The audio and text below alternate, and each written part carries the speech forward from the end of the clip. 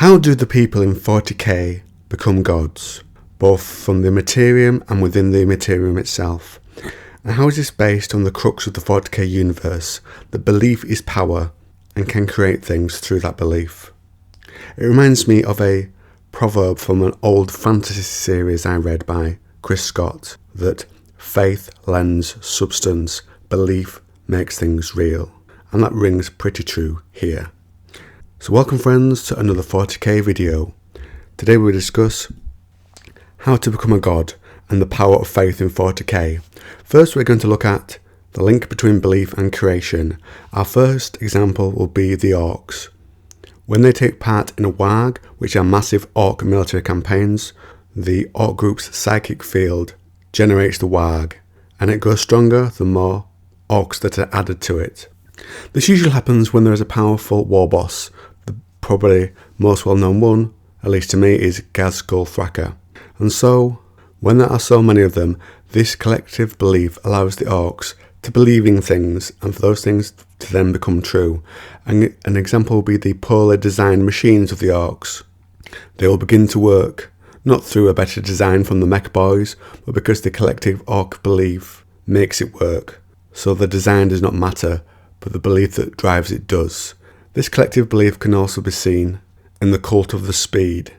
The orcs involved in this cult paint their ramshackle vehicles red because they believe it will go faster with that colour on them. And because they believe in it, it does. Another example is when an individual is picked out by the Imperium's ecclesiarchy. These holy individuals become the subject of worship of the serf of humanity. The bigger the region, the bigger the belief in them and the bigger the power they can call on. And in living saints, the individual is so holy that they manifest the power of the emperor. This can happen when many people believe in and take up arms in the name of the big E, and the living saint as part of this collective belief is given the emperor's power. Though this may only last a short time, since they may only have it until the end of the completion of their task, which they may not survive anyway. But it shows the collective belief to change things in the Materium. And think of any psyker really, they get their power through their link to the warp, and they call on that power to achieve what they want. Let's give the example of, not a 40k example, a classic example, the wizard firing a fireball. A psyker to do something similar would draw on the realm of psychic energy called the warp and use this power to create it. Isn't this altering our reality using the power of the warp, like the examples of belief I've given you? Because the 40k galaxy is linked inextricably to the underverse, the sea of souls, the warp beneath it. And so we have established the role of belief. What about the gods? How are they made through this belief from the warp? The biggest example we have is Slaanesh, who was birthed from the hubris of the Eldari Empire. The empire reached its heights and the Eldari themselves became lost in decadence. They could dedicate their lives at this point to a single pursuit, and this hedonism twisted their souls, and they stirred a new chaos force. Then their continued excess fed Slaanesh further. It was formed of their lusts, ambitions and pursuit of excellence. Slaanesh was hungry and fed their desire further, so the once mighty Eldari became involved in pleasure cults, and their violent desires became worse and worse. And when this fever reached a high point, Slaanesh was born in a torrent of emotion and psychic power, and in the Materium its birth swallowed hundreds of worlds that had once been in the heart of the Empire, breaking the barrier between the Materium and the Immaterium, creating what humans now call the Eye of Terror. Then born, Slaanesh gorged further on the Eldari souls that remained. That is the birth of gods through collective belief. And we also see this to different levels with other gods in 40k, such as Gork and Mork, born from the collective want within the orcs to fight. We have the Tyranids, who cast a psychic shadow in the warp from their collective hive mind that they all function under. And even the Tau have a god, the goddess Tovar, and she represents the collective beliefs of the Tau in the greater good, and she has interceded in the Materium. One example is when Shadowsun was tasked to escape a labyrinth as a test by Pure Tide, but was going to die. The goddess stepped in. Shadowsun was going to drown, and the goddess provided her with air, amphora filled with air to help her breathe and live on. So again, belief collectively in the warp formed an entity that represents the beings they are formed from, and that intervened in the 40k galaxy on the behalf of someone within it. Now we've gone over the minor examples of the saints, but how would a mortal with psychic powers ascend? The Big E tackles this during The Master of Mankind. It's the Emperor talking to Ra, one of his loyal custodies, about the fall of the Eldari. We will examine key quotes from their chat. Everything that has happened will happen again. It is the way of things, yet humanity's death will eclipse the Eldari's annihilation tenfold, for we are evolving into a far more psychically powerful race. Uncontrolled psychic energy will tear apart reality. The warp's entities will feed on the carcass of the galaxy. There must be control, and control must be maintained. Control? Ra repeated. The scale of such ambition. The necessity of it, lest mankind face a far harsher extinction than the Eldari. Their souls shine bright within the warp, drawing the predations of the beasts within its tides. Soon, every human soul will become a beacon of fire.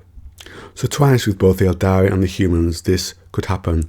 The collective psychic belief of people gathering in the warp and giving birth to a god. But how would someone born in the materium attain godhood from this belief? We'll pull from the ending and the death part 2. So spoilers from here for that, where the Emperor, on the ship of his son Horus, the vengeful spirit, fights to reach him, and we are told that chaos has opened the sunless sea of the Empyrean, and the Emperor drinks from it and draws on that power to face his traitor son. He's moments away from becoming that dark god, from achieving apotheosis, but he's talked down by a former ally, a perpetual. You are becoming a god born from the warp, says all. You may not recognise it yet, or be prepared to accept it, but you will never have too much power, you will never have enough, there will always be a reason to seize more. Very much sort of representing the mindset I see within the ruinous powers that are already established. They just want more power, they are bound to their nature of their creation. So Khorne wants more blood, etc. The Dark King is an existential disaster, but its saving grace is that it allows you a perspective you never had before. Use it, I beg you. And the Emperor does, and gives up the power he has gathered. And then it said, the substance of creation shudders, materia and immateria vibrate in shock. The electrons spinning around the protonic nuclei of every atom in the real space universe stutter and briefly cease to obey their mysterious quantum obligations. The power of the Dark King is expelled and scattered, pouring back into the Empyrean from whence it came, carrying with it flotsam and jetsam. So what does this show us? That the Emperor was on the verge of becoming a god, likely in the same birthway as Slaanesh. Recall that uncontrolled psychic energy that would have torn apart reality around Terra. So his birth would likely mean the death of the Imperium he has built around that hub of humanity. And yet, there is worse, for with his ascension and his birth, the pangs of that will be the death of his empire, of that deep-seated desire he has to protect humanity through his love for them. But like Slaanesh, it will create another tear through to the warp for demons to invade the galaxy, coming through from where once Terra had dwelled. So perhaps what we take away here overall is, what do these examples and story points tell us?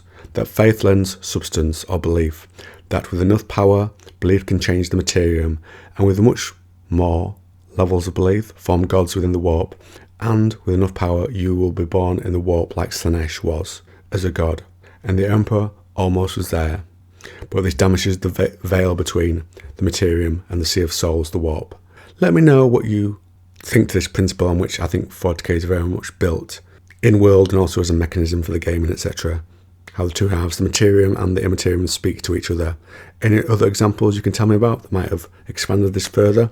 I know I've really skimped on the Eldari input here, outside of the actual birth of Slaanesh. Have you been birthed within the warp as a new god? Comment down below, but don't comment with your true name, friend.